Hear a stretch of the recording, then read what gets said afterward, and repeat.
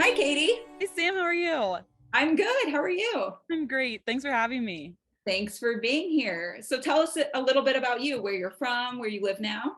Yeah, so originally I'm actually from Columbus, Ohio, the east side of Columbus, Ohio. I know Ohio. Finally, someone else.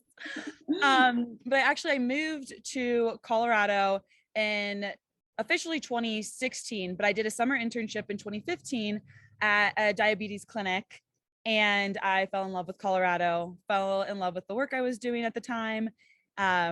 Moved out here, eventually met my now husband, and we live a little bit more west of Denver, so a little bit more in the foothills. And I am just in love with this space and being in the outdoors.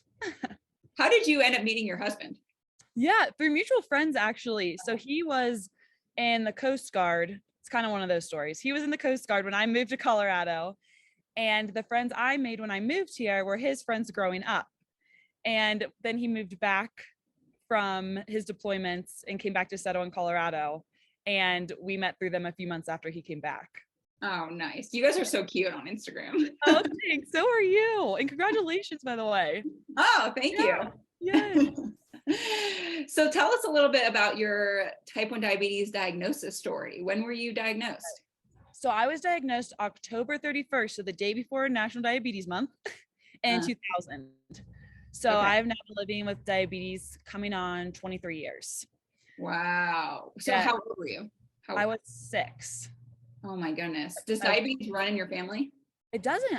We don't have a single person. And so I think that was really surprising. I was misdiagnosed and was in severe DKA when I was admitted. Yes, into a children's hospital in Columbus. And so, yeah, What it were you was diagnosed as first? strep throat. I know I actually should have my parents tell this part. They would do probably a much better job than I, but they took me into the PCP multiple times, and there was an attendee at the time instead of my normal physician was out. And so I was continued to be misdiagnosed. And then eventually my aunt, who is a nurse, she told them they needed to take me to the ER. And so I remember the ride to the ER. It was trick or treat night. And I was in such pain, curled up in the back of the car. And the irony of it is my sister went trick or treating with some of my cousins and was asking everyone to give her extra candy for her sister in the hospital, who was then diagnosed with diabetes. Oh no. And it was about a week or so before my 7th birthday. So I remember going, like, they tried to make a sugar-free cake, I think, or something for my birthday. Um, Oh, but you know yeah, what's weird? A lot of the people I've been interviewing have been diagnosed around their birthday, which is very weird. it is, yes. And I know there's a kind of a hypothesis too of diagnosis around like birthdays or holidays because you're not like at school or away all the time. So people actually like see you more and kind of can see the changes in your body. Oh, So that's a thought too. But I know, isn't it interesting? Like it'd be interesting to know the data of all diagnosis. that is very interesting. And I can't believe they diagnosed you wrong because it's not a hard test to like check on. You know what I mean? No, and I hope, and I think we've made progress, but I hope it comes to become more normal, right? Because you can also see when someone's diagnosed in DKA how much harder the outcomes could be. So, or just how, I mean, it's a more traumatic too for the family. Mhm. So, yeah, I mean, it should not be that hard to diagnose. Do you remember how long you were in the hospital? Oof, probably close to a week. Yeah. I remember a bunch of cards coming in. I remember the thing I remember most is my parents crying. Actually, it's the first time I ever saw my parents cry. And they brought out like meters and cases and all these things. And I remember trying to comfort my parents, going, "It's okay, no one else gets these cool devices. Look what I get to do." And my parents are like, "What?" Like, trying to make them feel better. Oh, Yeah. And then I remember going home, and I always like to tell this part. I remember running up to we had a little jungle gym, and I remember trying to do the monkey bars. The second I got home from the hospital, I was so excited to be outside. It's a common theme throughout my life. And I was too weak. So as we know, we lose fat, we lose muscle, we have to rebuild strength after diagnosis. And I kept falling off the monkey bars. And I ran up to my mom and I go, "It's okay. I'll try again tomorrow."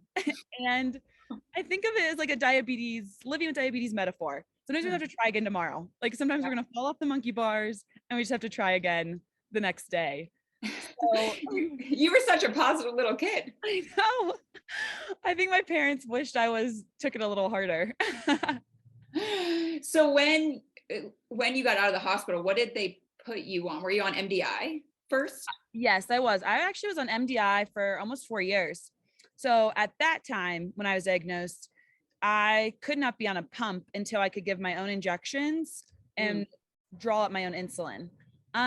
Which in a way makes sense, right? Because I then had a device that could give insulin. So I needed to understand, how to give that insulin.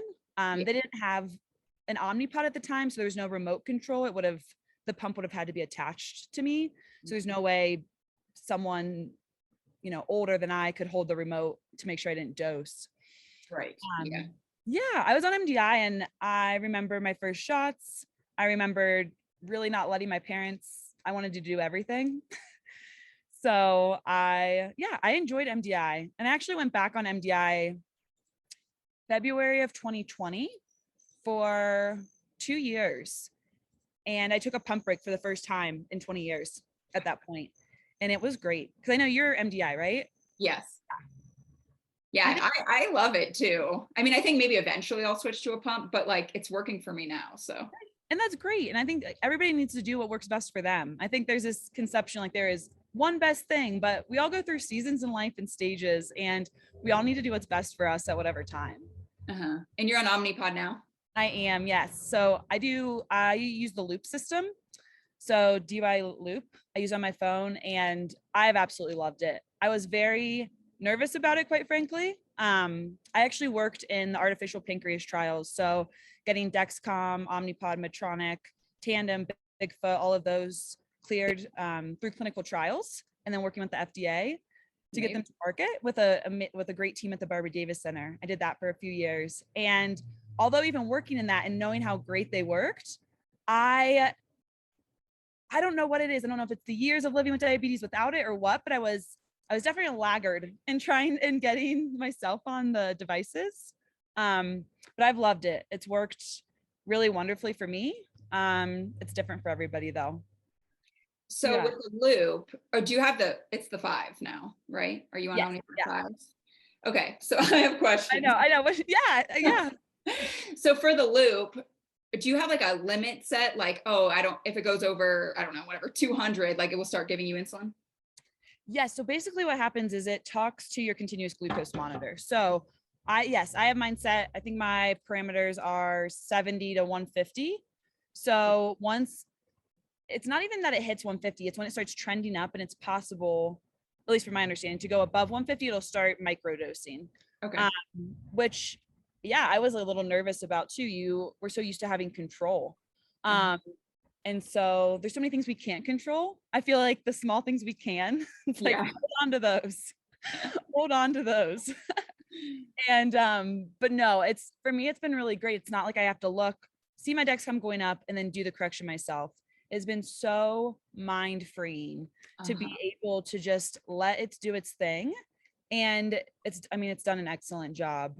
I really like being able, I can target a blood sugar versus figuring out a percentage of what to decrease or increase by. So when I go do things in the backcountry outdoors, I'm like, okay, I want to be between 150 and 180. And it will put me right in between 150 and 180. And I don't have to kind of like try to guess and calculate, okay, should I decrease by 60% or 40% or, whatever.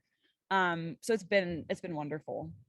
That does sound very nice. Now if I'm going high, I'm like running to find my insulin pen, Exactly. Like, where did I put it? Or like my PDM for my Omnipod, I would never know where it is. Like, that was why I was scared of Loop, because I'm like, I don't know where my phone is half the time. So I've had to get better about that. But it's like, where is it? Where do I go? Yeah. That's really cool. And then you're on Dexcom as well. Yes, I'm still on G6. I haven't, I want to be able to use all my supplies pretty much until getting to G7. I love Dexcom. Yeah. And I'm also on G6. I've heard really good things about G7, other than it is not hooked up to Omnipod yet, right? Or it doesn't connect? It can work with Loop now. Oh, Yeah, so there's one you can pick 7. So you wow. can do Okay. G7 and Loop. Oh, Yes. that's really good. That Yeah. must have been, is that recent? Probably within the last month or so. Okay, yeah. Well, Yeah. that's good. Because the last time I was like, I talked to somebody else who was avoiding the G7 for that reason. Oh, because it doesn't work with Loop. Oh, let them know it works. Yeah, that's good to know. Yeah. Cool.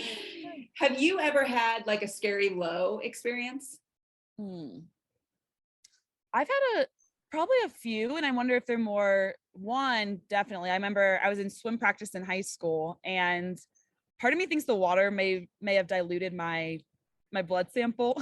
But I just had this huge thing of pasta before swim practice, and I was feeling really funny during the warm up, and I was like, "Oh, it's just the warm up. Like, get through it. Like, you just had pasta for dinner." And I got out and tested it, and it said 19. I remember, and I remember just looking at someone, and it was like, in Ohio, you do swim team in the winter for high school. And I was like, I need you to go to my car and get every single thing of glucose you can find. And I'm sure I shot up to 300 after that. But yeah, I remember 19 though. That's yeah, low. I know. And I wonder if part of it was diluted because I was just in the pool. But I mean, I just remember feeling so weird. And then knowing at the time, I still didn't really understand insulin on board, but I Mhm. understood enough to know that I had just had pasta and I'd given some amount of insulin. So that was still in my body too. Well, I don't know if it's the same for you, but pasta hits me several hours later. So Yes. maybe there wasn't the timing, it wasn't working out for that. Right. No, there's no way it was. And so yeah, that one I remember being a little freaked out about. Yeah, I bet. What's your Yeah. favorite low snack? Oh, dried mango. Yep. Dried mango. Okay. Yeah. The Trader Joe's, you get them for like $2.99 and you get a whole pack. And I think 3 slices is between like 16 and 21 grams. I know that's a decent difference, but I should have pulled the pack out. But they're also Yeah. different sizes. So take that into consideration. You can do 2.5 or whatever. Yeah, exactly. Exactly. Does it work pretty Um, quickly? yes, for me, I found it worked quickly. And then I do a lot of things in the backcountry and in the outdoors. And so what I like the best about it is it doesn't freeze, it doesn't get hot and sweaty, and Yeah. it doesn't melt. Like a lot of times fruit snacks, I'll be ending up like a fruit snack Ooh. like square if I'm trying to eat it if it melted. Yes. Biggest Yeah. discussion of your life. And so I found the dried mango just like it's sealed, so water can't get in it, and things like that. So that works really great. I'm gonna have to try that because I've never had Yeah, that. Trader Joe's, and it's not that expensive because that's the other thing. Like, there's certain Mm. things I like, but I'm just like, wow, we already have to pay a lot. That's not in the budget. Like glucose tablets, they're so expensive. Right? Why don't we get a prescription for that? Like, we have to have it. We take insulin. You have to have. You take insulin. You get prescribed glucagon. So why don't we get that with our prescriptions? I literally looked on Amazon the other day and it was like $13 per like the 50 to whatever. What? Yeah. And Yeah. I was like, what? That's ridiculous. I'm like, all it is sugar. Like I don't know. Right. But Yeah. Go to Trader Joe's. yeah, cool. Nice. So tell us about what you're doing for work with Trials on the Trails. Yeah. Thank you. So I was really excited to start Trials on the Trail. I've always loved education. So the reason my background and the reason I got these credentials are not because they're a bunch of letters behind my name, but because I just am so interested and love education, especially with diabetes. And so I got my master's in public health for community and behavioral health. And then that led to a master's certified health educator specialist. And which is great. And that's actually one of the opportunities you can take to take the CDE if you have an MCHES, which is really wonderful. And it just led me to think more of life outside the clinic. And I loved when I worked in a clinic. They provide really wonderful care. It's something we all have to go to, but we find education in every day.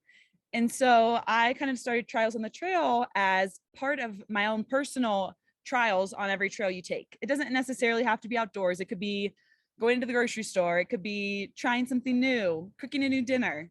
Mhm. But that's kind of how I decided to name it.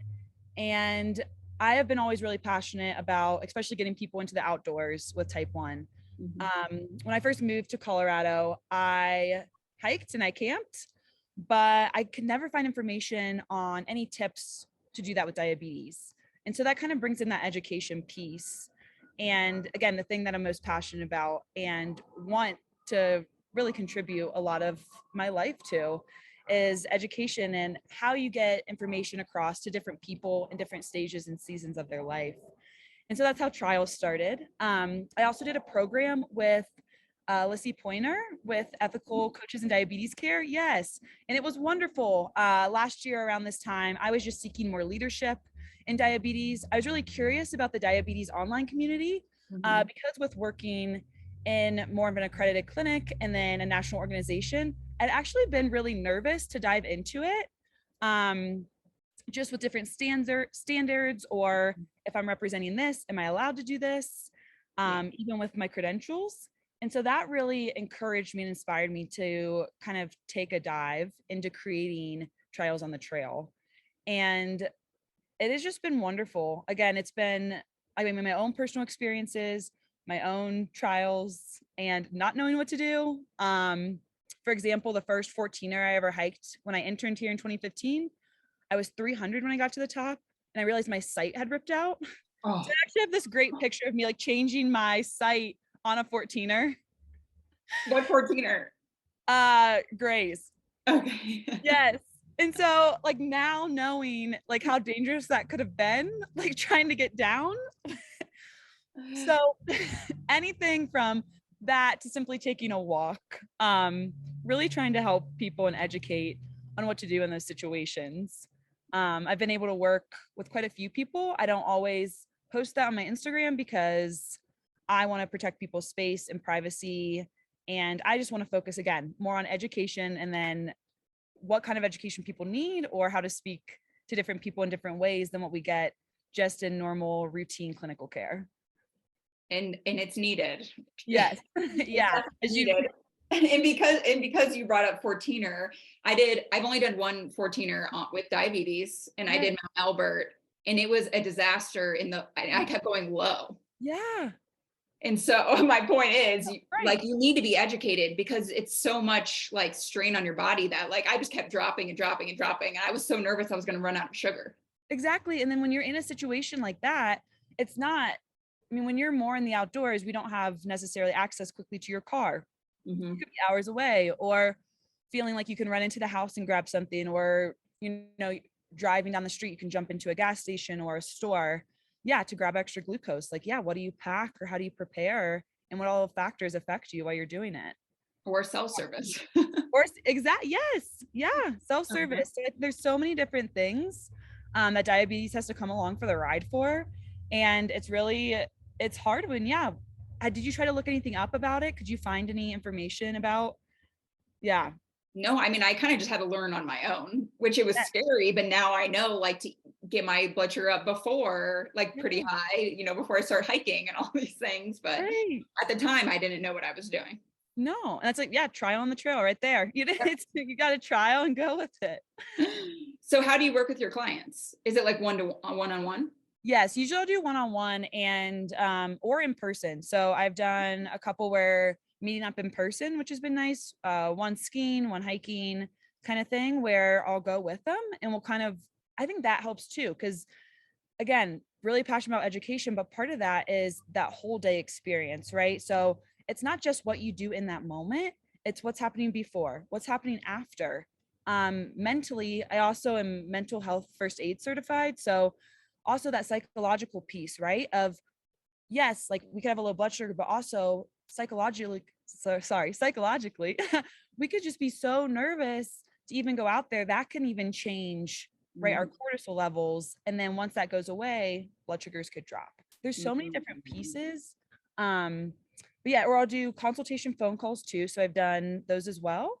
So it's truly whatever the person needs. And that's what I love so much about Trials on the Trail. It's what that person needs or that group needs. It's not what I need or what's going to be convenient to me. And I'm open 8 to 5, Monday through Friday, and you have to miss work or something. I've really enjoyed being able to meet people where they're at and be outside of hours that work for them. Because that's, again, something I really found was that's how people need education. You may not know at your 3-month appointment what you need in that time, or the time has already passed from the information that you've needed.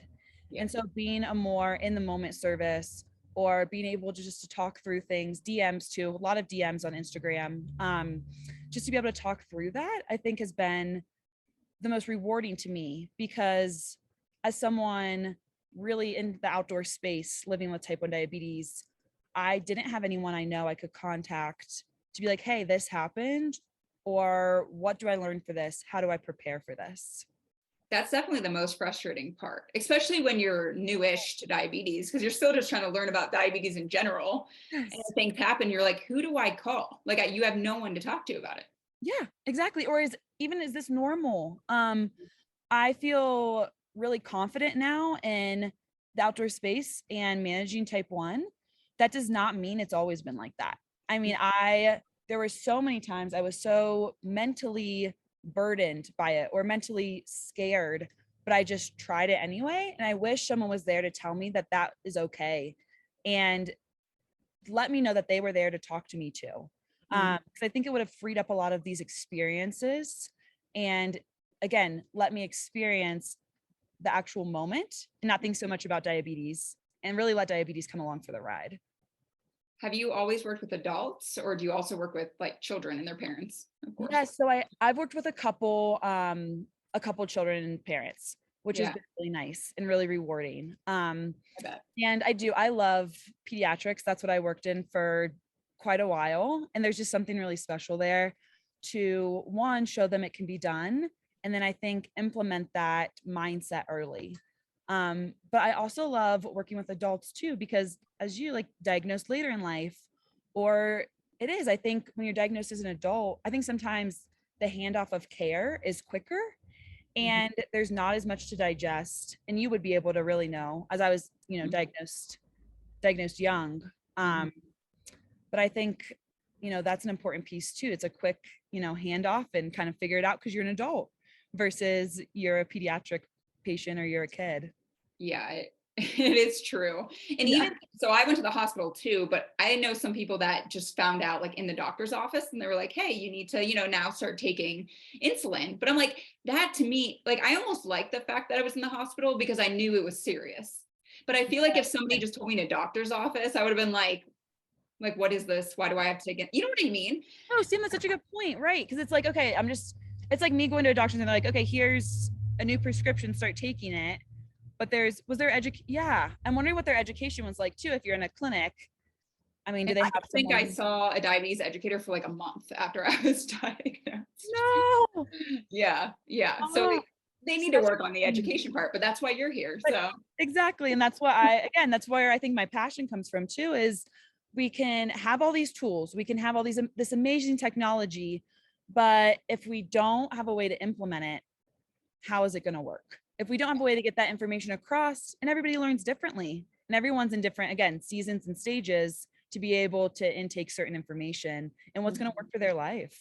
Yeah. And so I think we really need to cater in that way. And yes, again, that's why Trials on the Trail is here. And I've really, really loved being able to provide that for people and just, again, see where they're at. Cause that's what matters, is meeting the person where they're at, not where, certain standards have decided someone should be. Yeah.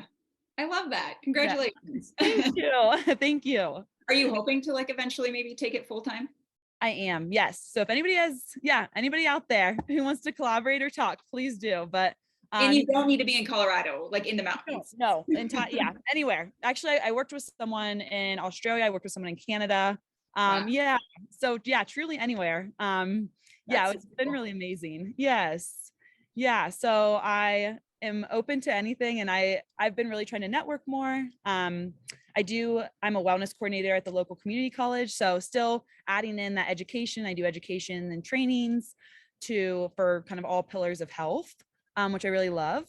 But stepping away from my day job in diabetes has opened, I think, kind of my eyes to even more appreciation, being able to see what's out there more in the diabetes online community, different kinds of education.